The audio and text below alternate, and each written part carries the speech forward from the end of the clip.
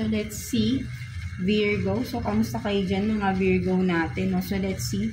Sino ba yung taong nag-iisip sa inyo at ano ang iniisip ng tao na ito sa inyo, no, mga Virgo natin? So, kunin muna natin yung mga cards, no, mga Virgo. Tingnan natin. Sino ba itong taong nag-iisip sa inyo at ano ang iniisip ng tao na ito, no? So, let's see. So, meron tayong braids, no? So, maybe this person is mahilig kung babae man, no? Siguro kung babae ay mahilig nakapirintas ang kanyang mga buhok, no? Something like that. Or, pwede rin sabihin natin na kung kayo tong mahilig magtirintas, no? So, maybe this is your reading, no? Mga Virgo natin, no? So, let's see. Tingnan pa natin, no? What else? I mean, sino ba tong tao na ito, no? Na nag-iisip sa inyo? No, mga Virgo natin, tingnan natin. Sino ba itong tao na ito na nag-iisip kay Virgo? See, kuha tayo dito ng 2 cards for Virgo.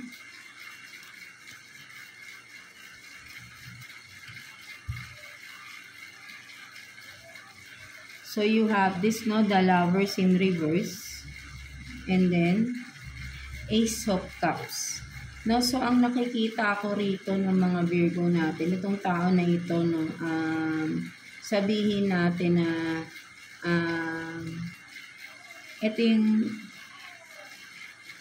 ang nakikita ko rito is someone na kakonect mo tong tao na ito, no, person mo mismo, no, with the Lovers in reverse. And ang nakikita ko parang may conflict kayong dalawa, that's why, no, so this person is thinking of you, no? Maybe wala kayong pag-uusap ng tao na ito ngayon, Virgo, or malayo kayo sa isa't isa, pwede rin ganon, no?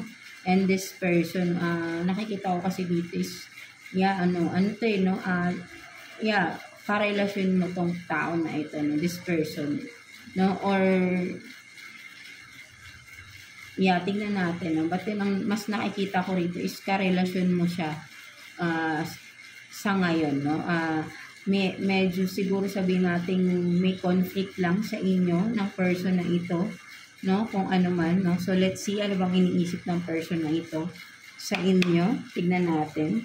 So, kuha tayo ng 2 cards for you, Virgo. No? Ano bang iniisip ng person na ito? No? This person, no?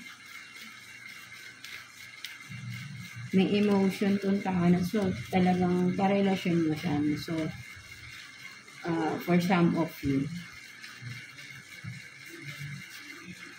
So, you have this 9 of Wands and then 3 of Wands. Ang naiisip ng tao na to, Virgo, no, parang nakikita ko rito, nagwo-worry itong tao na ito, no. That's why, no, parang, yeah, kaya rin siguro yung Lovers in reverse is naka-reverse, no, of course, is ang iniisip ng tao na to, Virgo, no, parang may worry siya na baka umalis ka, no, with the 3 of Wands here, no, 9 of Wands. Parang nakikita niya, no, parang nakikita ko rito is nararamdaman niya na parang aalis ka, no, or ano ba, may paglayo ka bang gagawin for some of you, Virgo, no? So, nalulungkot yung tao na ito, that's why, no, iniisip ka niya, no? Naiisip niya yung pag-alis mo. Maybe for some of you, baka nagtatrabaho kayo sa ibang bansa and ngayon, no, OFW kayo, no? For some of you, baka pabalik na kayo sa work ninyo, no?